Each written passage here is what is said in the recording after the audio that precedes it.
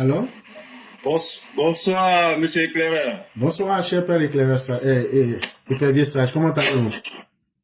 Je vais très bien vous-même, la santé. Grâce à Dieu, tout va très bien. Et de votre côté? Ouais, Dieu merci, Dieu. Et la famille? On rend grâce. Dieu merci. Très bien, ça va. Dieu merci. Ouais. Ok. Donc, on va vous laisser vos 5 minutes. Ok, merci. Bonsoir à tous les EPV, les amis du progrès. Merci encore à monsieur éclaireur d'éclairer toujours comme d'habitude la lanterne des uns et des autres, le combat. Vous n'avez jamais lâché et vous avez joué un grand rôle dans la déstabilisation de cette opposition, comme j'ai dit, qui est toujours en panne de vision, qui n'a pas de repères. Et c'est toujours un plaisir pour nous ici de venir parler du président Ouattara, l'homme de vision, l'homme multidimensionnel, l'homme d'État. Alors, j'ai vu la dernière fois un courrier, le jour de l'investiture, l'ex-président Le Bourri de la politique ivoirienne a adressé un courrier qui cherchait les coupables, les responsables des différentes crises que la Côte d'Ivoire a connues. Mais les différentes crises que la Côte d'Ivoire a connues, mais c'est un secret de polichinelle. Un secret de polichinelle.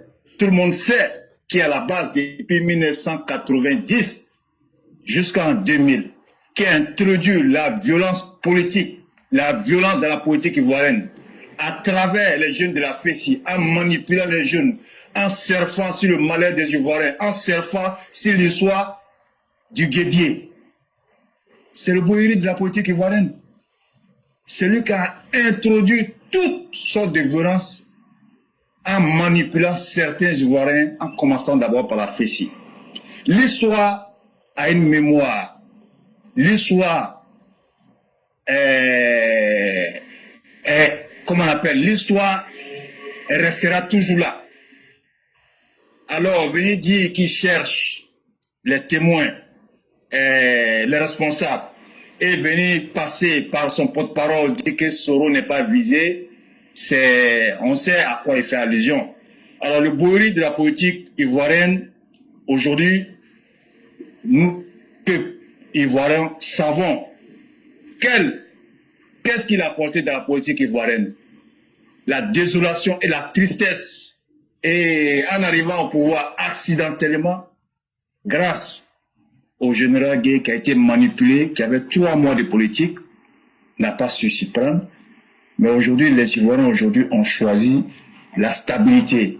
Les Ivoiriens ont choisi le développement.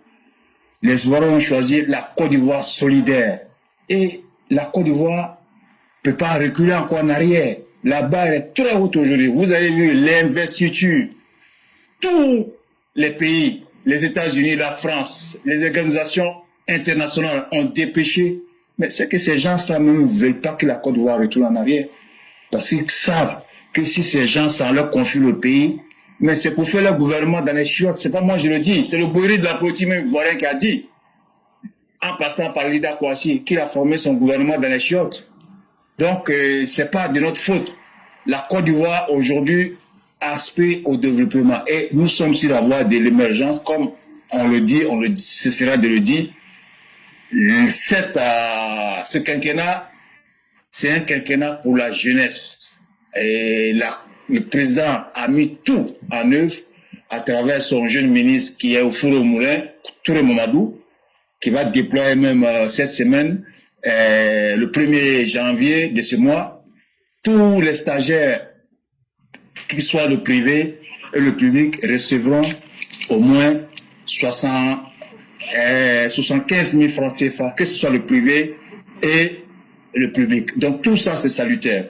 Encore une fois, vous avez été clair, vous avez touché tous les points, M. Claire. Moi, j'aimerais encore toujours, on ne cessera jamais de vous remercier pour le combat, parce que vous êtes toujours là, malgré le boulot. Que Dieu vous bénisse, que Dieu vous accompagne, et que Dieu bénisse la Côte d'Ivoire. Et encore une fois, soyez rassurés, soyez sereins. Le pays est géré, le pays est dirigé, le pays est bouclé, et l'opposition en ce moment est en train de se chercher. Et chaque Kadian, je l'ai dit, il ne reviendra plus. Laissez-le, il mourra de son propre poison. Lui, le nez de Ferké. Merci Ahmed Sali, Koné.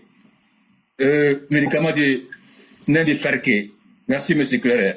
Merci beaucoup, Pierre Sage. Merci encore pour toutes ces belles paroles. Et merci encore pour les encouragements.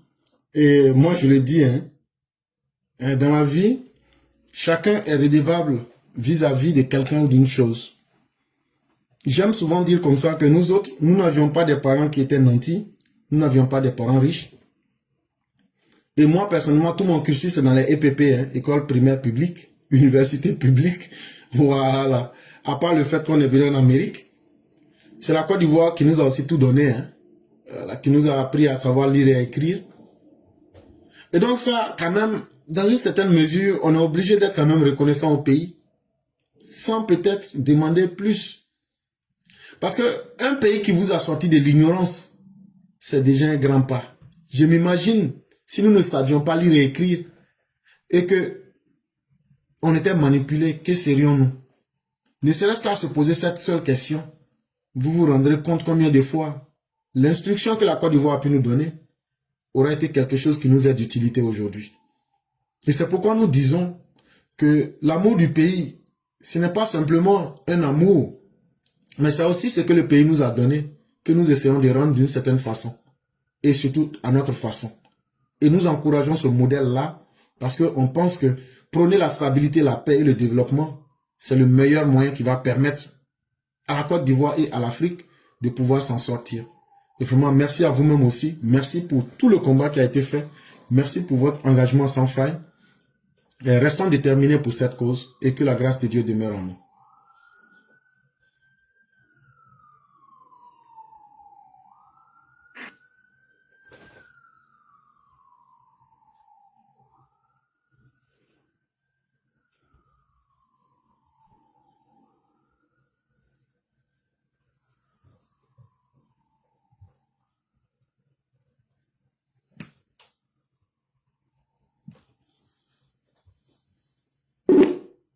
Alors? Oui, allô? Bonjour, grand maître Gucci, comment allez-vous? Je vais bien, monsieur Claire, et vous? Grâce à Dieu, tout va très bien. Dieu merci. Okay. Monsieur Claire, moi j'ai une question. Il n'y a pas de problème. Vous vous souvenez, lors de l'arrestation de nos 49 au Mali, l'intermédiaire entre les négociateurs, c'était Faure Gnassingbé. Quand je fais les rapprochements avec les événements, parce que ça a mis du temps pour qu'il libère nos soldats, est-ce que c'est parce que ce monsieur n'avait pas des plans machiavéliques derrière la tête et ça a mis du temps pour que les Maliens libèrent nos soldats? Mais j'irai encore plus loin. La CEDEAO même va mandater Faure Gnassingbé Yadema pour être son médiateur entre la CEDEAO et les pays de l'AES. Ce que vous avez dit, c'est vrai, mais je vais même plus loin même. Pour vous dire même que quand tu connais celui qui vole ton maïs dans ton champ, là, et puis tu lui confies le champ, là, est-ce que c'est pas mieux? Je ne sais pas si vous me comprenez. Oui. Voilà. Quand tu connais déjà l'intention de quelqu'un et que tu lui dis, bon, toi-même, je te confie la chose que tu veux voler là.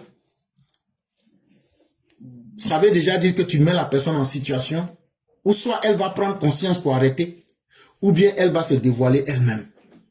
Et donc tout ça participait d'un exercice à ce que celui-même qui est à la base de tout ça et en complicité de toutes ces choses-là se mette lui-même au grand jour aujourd'hui. Et le sommet des panafricains que Mère Blanc évoquait là, entre eux-mêmes, ils ne se sont pas entendus là-bas aujourd'hui. Entre eux-mêmes, ils ne se sont pas entendus. Donc, comme pour vous dire combien de fois, aujourd'hui encore, le problème du Bénin vient mettre... Ça veut dire, au fur et à mesure que les événements montent, vous voyez maintenant que le criminel fort, les gens commencent à voir clairement, sans que personne ne parle. Il est en train lui-même là de s'exposer. Et ça, c'est la manière la plus dure de se faire désavouer par l'histoire.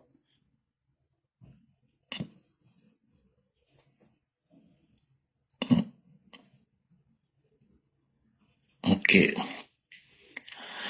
Ça va, merci bien, monsieur Claire. Bonne soirée à vous. Merci infiniment, cher frère. Merci encore de cette très belle question. On vous souhaite une excellente soirée avec toute la bonté divine. Merci bien, au revoir. Merci beaucoup.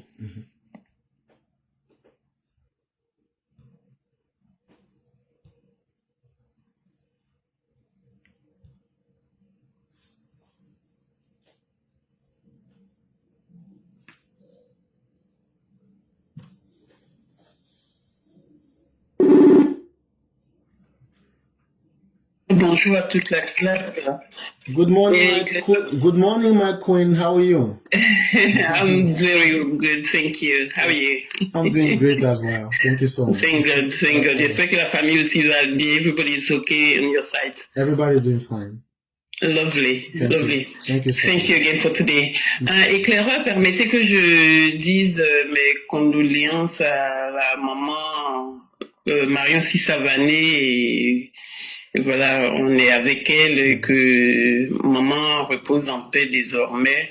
En tout cas, nous partageons cette épreuve avec elle. Et qu'elle soit forte et puisse maman reposer en paix. Éclaireur, ce que j'allais dire pour suivre, c'est déjà vu de la description que vous avez faite du statut actuel de Tidiane Thiam. Éclaireur, moi j'en décris simplement que le bonhomme il est devenu un vagabond parce que tous les aspects que vous avez décrits, ça entre dans le critère d'une personne vagabonde, quoi. Donc, voilà. Un vagabond sans domicile fixe. Tout à fait, voyez-vous. Éclaireur, je vais joindre mon expression à un intervenant d'hier qui parlait de l'insalubrité à Abidjan. Éclaireur, je crois que c'est le plus facile, c'est le plus simple à faire à côté de ce que fait le président Alassane Ouattara. Il y a des ministères qui sont dédiés pour la propreté de tout l'ensemble du pays. Ça doit cesser maintenant. S'ils n'ont pas de connaissance en la matière, ils peuvent demander conseil ou bien aller voir comment ça se passe ailleurs. Mais désormais, en tout cas, il faille que quelque chose se fasse pour que toute la Côte d'Ivoire devienne propre. Franchement, c'est le moindre. C'est le plus simple à faire. Mais vous voyez la propagation des ordures à Abidjan, les poubelles qui sont déposées ici et là, qui sont mal utilisées.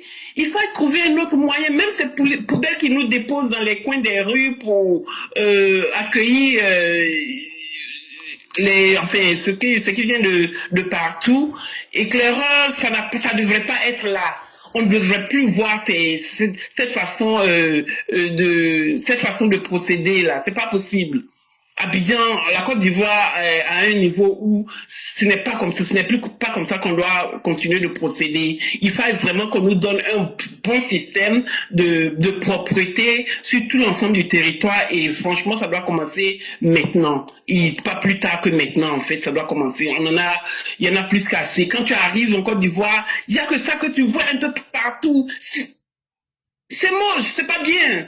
Il y a le pays est trop avancé. Et puis, c'est quoi la vitrine même? Comment on présente notre vitrine? C'est ça aussi, la propreté. Inculquez-nous ça. Et puis, mettez en place le système qu'il faut pour qu'on soit qu'on vive dans la propreté. C'est le moins quand même à faire. C'est un coup de gueule par rapport à ça. Franchement, il faut que ça change, il faut que ça commence, il faut que ça change et que la propreté commence désormais. Merci beaucoup. Et cher, mais moi, j'irai même plus loin pour dire que, quand vous dites qu'il fallait que ça commence, mais j'ai dit même qu'on est déjà trop en retard. Et pourquoi? Parce que vaut un pays qui se développe, qui se modernise, mais dans la saleté? Ça veut dire on aura oublié un élément essentiel qui allait encore rendre le pays plus attrayant, plus attirant. Quel que soit le développement que vous aurez, si vous êtes dans la saleté, vous êtes considéré comme un sous-homme. Aujourd'hui, quel est le code de l'hygiène en Côte d'Ivoire? Quel est le code de notre salubrité? Quelle est la qualité du cadre de vie que nous voulons nous donner? Par exemple, à travers le coup d'État qui s'est passé au Bénin, chère mère, les gens vous disent, ah, nous autres qui avons visité le Bénin est devenu très propre. Ah, moi-même, je dis, ah bon? On me dit aussi que Kigali est très propre. Ça, c'est au Rwanda. On me dit aussi que le Ghana que j'ai visité est très propre. Mais qu'est-ce qui empêche les Ivoiriens d'être propres? Est-ce que nous sommes une culture d'hommes sales? Chère mère, je vous pose la question. Sommes-nous par définition des hommes et des femmes sales? Parce que quelqu'un qui n'arrive pas à arranger son environnement, est-ce que cette personne-là peut arranger sa maison? Si cette personne n'arrive pas à arranger sa maison, est-ce que cette personne peut avoir un soin corporel? si on est des hommes et des femmes sales, une communauté solidaire dans la saleté, et qu'on est impliqué à nous structurer dans la pourriture, alors là, je ne vois pas pourquoi il faut construire un gratte-ciel, comme disait Laurent Gbagbo, et après faire entourer cela par des tas d'immondices. Faire entourer cela par des montagnes, par des poubelles et des montagnes de saleté. Je crois que il n'y a pas un auto-sabotage, il n'y a pas une manière de se saboter soi-même qui soit plus grave que cela. Comment comprendre que nous avons un ministre de la salubrité, un ministre de l'assainissement, à la personne de M. Bouaké Fofana. Mais moi, si on me demande quel est le travail que ce monsieur a fait, peut-être que Cher, vous en connaissez, mais moi, je ne connais pas. Moi, je ne sais pas le travail qu'il fait. Sur le papier, on nous dit qu'il est le ministre de l'hydraulique, de l'assainissement et de la salubrité. En tout cas, en matière d'assainissement et de salubrité, moi, je ne sais pas ce qu'il fait. Peut-être qu'il y a des Ivoiriens qui savent ce qu'il fait. Parce que ce que j'appelle faire, c'est voir dans mon vécu et voir que les choses bougent. Je ne vois pas. Pourtant, il prend un salaire. Pourtant, il ne se plaint pas de son salaire. Il aime son rôle, mais il n'apporte pas l'accompagnement qui fait que les Ivoiriens lui donnent un salaire. Et c'est ce sujet-là que les Ivoiriens doivent... il aime son titre. Il aime son titre, éclaireur. Voilà. C'est pas son rôle, son titre. Voilà. Et donc, c'est ce sujet-là que les Ivoiriens doivent aborder pour faire aux gens leur boulot. Et c'est à eux d'éduquer les Ivoiriens, soit par la morale ou même par la force, à ce que les Ivoiriens soient rééduqués, à ce que nous quittions l'état de cafard dans lequel nous sommes, des hommes sales qui aspirent à vivre dans des trous de WC et dans la saleté. Si on ne le fait pas, les gens n'ont pas changé au Togo, les gens n'ont pas changé au Rwanda, les gens n'ont pas changé au Ghana parce qu'ils aimaient. Ils étaient comme nous, mais c'est parce que ça leur a été imposé. Mais quand on prend un tel titre, et que du début jusqu'à la fin, on se retrouve à vous demander qu'est-ce que vous faites en réalité, ça veut dire que vous ne faites rien. C'est aussi cela qu'il faut qu'on puisse se dire. Et ce sujet-là fait tellement mal, quand j'imagine encore que les gens prennent des indemnités pour le nettoyage, mais je me demande où va bien cet argent. Et je pose toujours cette question et je n'ai jamais eu la réponse. Peut-être qu'un jour je serai inspiré par le Saint-Esprit, mais entre-temps, si l'argent est pris et que le service n'est pas rendu, ça veut dire quelque part, les gens nous volent. Et qui prend bien cet argent? J'aimerais bien qu'on nous désigne cette personne et on va lui demander le travail qu'elle fait avec cet argent. Et je ne cesserai jamais de poser cette question. Quand tu vas recevoir ta facture de la CIE, tu vas voir prélèvement d'ordures. Tu payes pour quelque chose que tu ne reçois pas. Est-ce que c'est toi qui payes qui est bête? Ou mais c'est celui qui prend ton argent qui ne fait rien, qui est plus intelligent que toi. Mais toi, tu ne t'es jamais posé la question. Cet argent que tu payes là, en 20 ans, 30 ans, ça aurait pu être des millions dans ta poche. Et donc, ce sont des millions de saletés qu'on a fait accumuler devant toi. On a pris ton argent pour t'appauvrir, mais toi, ça ne t'a pas gêné, tu ne t'es jamais posé la question. Moi, je te ramène cela. Est-ce que tu veux que les gens abusent de toi? Parce que toi-même, tu ne peux pas te faire respecter. À toi de réfléchir, de donner la réponse. Chère mère, vraiment merci pour cette question. On ne cessera jamais de le dire. La propriété, j'aime beaucoup le prophète des musulmans qui nous dit que être propre, c'est la moitié de la foi en islam. Être déjà propre, c'est la moitié même de la foi en islam. Et chère mère, je me souviens encore, quand j'étudiais l'islam, je me souviens encore de l'histoire de ces... Vous savez que l'Espagne a été colonisée par les musulmans sur près de 900 ans. Ah oui. Ah oui. En espagnol, il y a beaucoup de mots arabes qui se sont hispanisés en fait. Et comme ça, il y a un scientifique qui faisait des recherches. On était dans les époques médiévales, mais il constate que les gens ne tombent pas beaucoup malades. Les gens étaient à l'abri des maladies comme la peste, beaucoup. Et il se renseigne. Et qu'est-ce qu'il découvre? Il dit que ce sont des gens qui se lavent les mains et les yeux avec les pieds 5 fois par jour. Or, la source des maladies, à 99%, c'est toujours la saleté. La source des maladies, c'est toujours la saleté. Même les maladies psychiques, c'est la source des mauvaises pensées. C'est-à-dire la pollution à l'intérieur de l'homme. On peut appeler ça les maladies somatiques ou même les maladies psychiques si on est avec Freud, mais à la fin, c'est la même chose. Cher, mais quelqu'un qui est toujours dans les sentiments négatifs, forcément tu auras des maladies.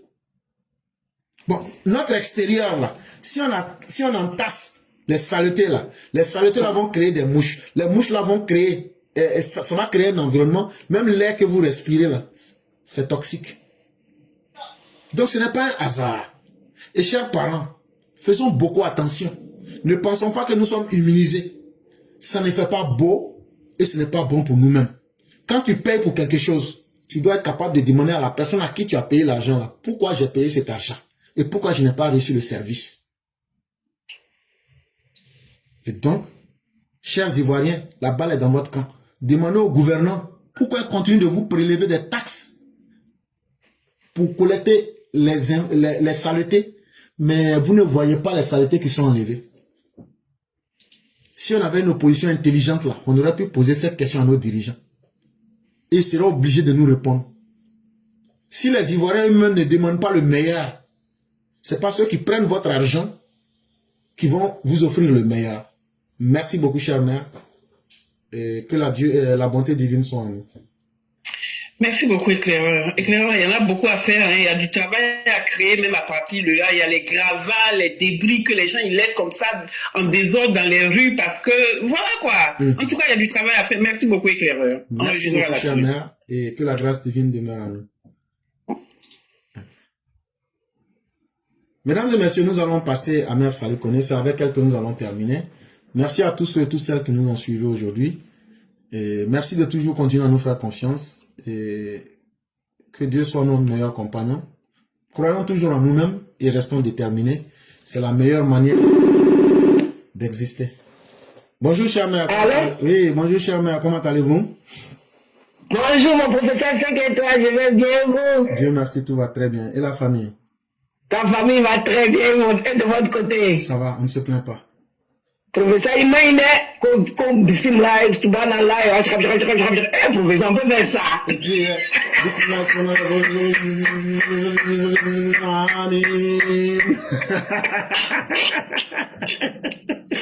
peut faire ça. J'ai tellement ri que les gens me regardaient pour me dire, pourquoi tu dis quoi? Il y a des gens qui ne peuvent pas comprendre. tout ce que tu entends, c'est bismillah. Oui, voilà, comme ça là. Amen.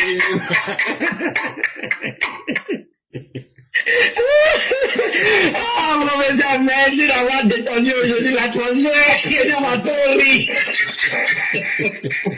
Je vois un campement me dit, putain, du coup, J'ai touché dans le fond. Non, non, parents musulmans, ne soyez pas gênés. Moi, j'aime taquiner tout le monde, en fait. Non, ce n'était pas le fait. Aujourd'hui, ici, nous arrivé. Mais je sais que les musulmans vont me bénir après ça. Non, te bénis toujours. Merci, professeur. Merci infiniment. Et ici, professeur, moi, je viens dire merci au peuple béninois. Le peuple béninois, je dis, je suis fier de vous. Et c'est de ça qu'il s'agit. Et c'est ce que l'Afrique, c'est ça où les Africains, on doit faire. On doit supporter les gens qui font du boulot pour nous. C'est-à-dire, moi, je dis, le président béninois, là, nul n'est parfait dans la vie. Mais je sais que la majorité béninoise est avec lui. Parce que le peuple a dit non à ce coup d'État qui devait être fait. Et le peuple encore est ressorti. Je sais pas, j'espère que ce n'est pas des anciennes images. Hein. Le peuple encore est ressorti pour dire non à ça et bravo encore à leur armée et à la gouvernance de M. Talon. Vraiment, c'est de ça qu'il s'agit. Chers Africains, nous les Ivoiriens, là, nous on dit, coup d'État dans le pays, là, ça a envoyé guerre civile. Parce que la majorité ivoirienne, là, et pour ce qui se passe actuellement, si vous essayez un coup d'État en Côte d'Ivoire, là, il a dit, cette minorité-là va disparaître pour de bon de la Côte d'Ivoire. Parce que nous, en Côte d'Ivoire, notre coup d'État, là, ce n'était pas fait parce qu'ils avaient envie de faire un coup d'État, parce que comme ça, on était marginalisés, on était ostratisés. Quand tu es un homme Djoula, tu n'es pas ivoirien. Pour la dignité, là, même la mort, là, c'est rien devant les gens. Pour la dignité, là, la mort, là, on n'a pas peur de ça. Donc c'est ce qui s'est passé en Côte d'Ivoire. Et le peuple béninois, je vous dis, bravo, bravo, bravo. Vous êtes des hommes dignes, vous êtes des gens dignes et restez dans la dignité. Tout se passe dans les urnes. Si la majorité vote pour un président, laissez le président terminer. Tant qu'il n'est pas là en train de faire de la xénophobie comme nous les Ivoiriens, on avait subi dans notre temps. Tant que ce n'est pas une histoire comme ça, mais vous ne laissez jamais embobiner par des gens qui sont pris de pouvoir, des gens qui veulent que le pouvoir pour le pouvoir, parce qu'ils ne viennent pas pour vous aider. Ils viennent pour mettre votre pays en retard. Bravo au peuple béninois, professeur. Je vais m'arrêter là pour ne pas empiéter sur ton temps. Que Dieu protège la Côte d'Ivoire. Que Dieu protège notre papa Ado. Toujours, papa Ado, que tu sois protégé à ton entourage. Tous ceux qui t'entourent, que Dieu les protège. Nos forces de l'ordre. Que Dieu verse ses anges sur vous pour que vous puissiez faire face à tous les ennemis. Et vous allez les anéantir en cendres, Inch'Allah. Merci, professeur. Je m'arrête là. Juma Moubarak à tous. Juma Moubarak à tous les EPV. J'ai oublié de vous dire bonjour, mais on savait que vous bonjour toujours là-bas. Donc, Juma Moubarak à vous et excellent vendredi à tous les non-musulmans. Que Dieu nous protège et qu'il nous garde dans sa grâce. Merci, professeur. Merci beaucoup, cher maire. Merci encore de cette belle efficacité. Merci à tous ceux qui nous ont suivis aujourd'hui. Et comme je l'avais dit, on est tant que la queue du marguerite n'est pas coupée là.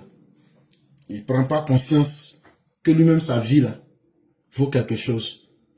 Le 25 octobre 2025, cher maire, je ne sais pas si vous vous souvenez, il y a eu un coup d'État contre le président actuel du Nigeria. J'en ai parlé ici. Oui. L'année dernière, en 2024, il y a eu un coup d'État contre l'ancien président du Ghana, Nana Akufo-Addo. C'est la Côte d'Ivoire qui l'a aidé. J'ai parlé de ça, mais on n'est pas rentré dans les détails. Alassane Ouattara lui-même, là, tous les jours, lui, des jours coup d'État. Wallahi. Donc, ce qui est arrivé au Bénin, là, ça va faire maintenant, il y a 4 pays qui ont été victimes de coups d'État. Eux, ils savent ce que ça coûte. Donc, si c'est ce qu'il fallait pour que les gens se réveillent, là, en tout cas, tout ce qu'il faut pour donner une leçon à la CEDEAO, ils ont reçu déjà leur kit. Et ils ont déjà reçu le coup qu'ils devaient recevoir. Maintenant, pour que les autres comprennent bien là, il reste le Sénégal et il reste encore les autres pays qui ne veulent pas se déterminer. Quand eux aussi là, ils vont leur pro là, ils vont faire un choix. Et donc, à partir du moment où les choses se mettent en place, ça va permettre à chacun de savoir où se situer. En tout cas, je suis très content qu'à partir de ce coup d'État manqué, le Bénin aussi soit rentré dans le combat aujourd'hui. Le combat que nous on fait depuis presque 10 ans là. Eux aujourd'hui vont parler le même langage que nous. La difficulté va amener chacun à prendre une position. Je vois maintenant les Béninois qui sont en train de se réveiller sur la toile. Oui. Et le combat qu'ils mènent aujourd'hui là, plus personne ne va aller leur dire quelque chose et puis ils vont croire. Plus personne ne va leur parler des panafricains. Eux aujourd'hui ils ont vu ce que les panafricains. Eux qui critiquaient la Côte d'Ivoire sans connaître ce que les panafricains voulaient faire à la Côte d'Ivoire. S'il faut que chacun vive cette réalité, et que quand tu vas échapper, tu vas comprendre là, que Dieu fasse qu'ils soient ainsi. Là, quand c'est comme ça, là, le malheur, là, c'est le meilleur enseignant. Là, chacun va prendre une position, on va comprendre. Que Dieu nous protège, que Dieu protège nos dirigeants, que Dieu protège nos populations, et que Dieu, par sa grâce, nous accorde toute sa clémence. Merci à vous-même, et merci infiniment pour tout le combat. On vous laisse le mot de la fin. Merci, professeur. Protection divine sur toi-même ainsi que tous les EPV papa de toute la Côte d'Ivoire. Merci. Excellent vendredi. Juma Moubarak. Merci beaucoup, cher mère.